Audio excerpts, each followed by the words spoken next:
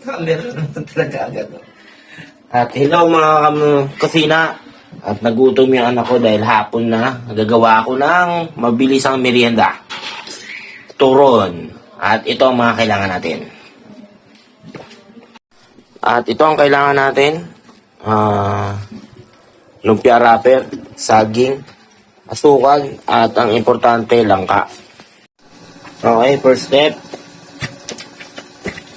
Hiwain natin ang saging na mahaba.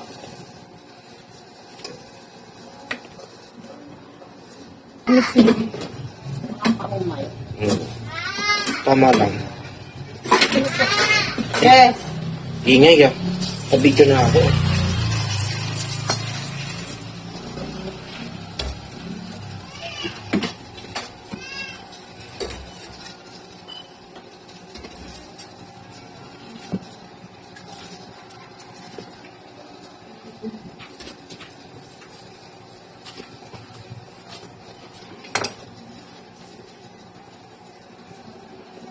Hindi ito. Hindi pa kayo.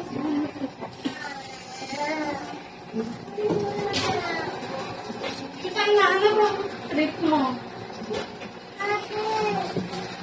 Eh, dyan niluluto eh. Huwag na. Oh, huwag na pala niluluto yung kay Denisil. May palitan mo sa digabi ah. Meron dyan yung bago eh. Diba? Yes. Sabihin, hindi tayo papalit ng mantika, di ba mga bro? Di ba mga kusina?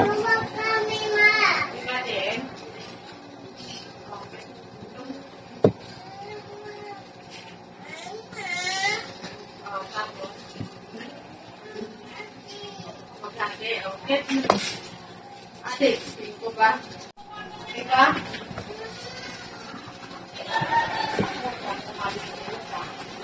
Siyempre, dapat sumayin. Sige. Ayan. Tingin ko na. Uy. Sabi? Yan, hiwa-hiwain lang natin sila ng pahaba. Sibuyas.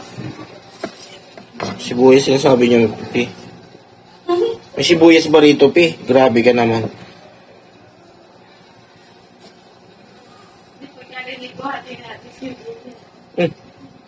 Hatiin natin ang pahaba, ang sabi ko.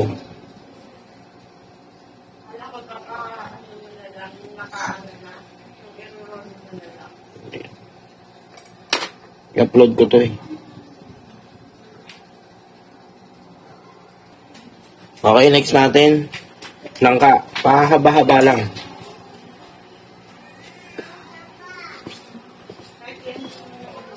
Kahit kapalan nyo na. Depende sa inyo sa kung anong gusto nyo yung trip na hiwa.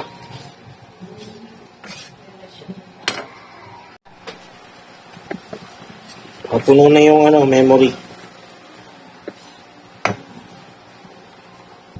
Okay, tapos na tayo sa langka at magbabalto tayo.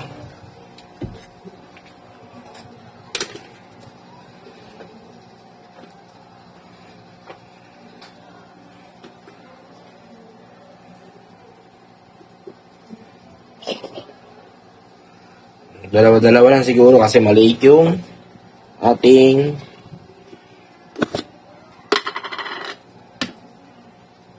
wrapper. Okay? Pag maglalagay kayo ng asukal, konti lang. Kung marami na yun langka na ilagay nyo. Kaya kung konti naman yung langka, kaya wala kayong langka, medyo dagdagan nyo yung asukal. Tapos, babalutin natin ng ganyan. Pandikit nyo kahit tubig lang, okay na yan. Ganyan magiging itsura niyan. Kita nyo. No.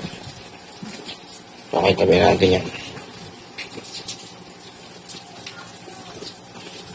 Okay, tapos na tayo. At yan na yung ating natapos na turon. At luluto.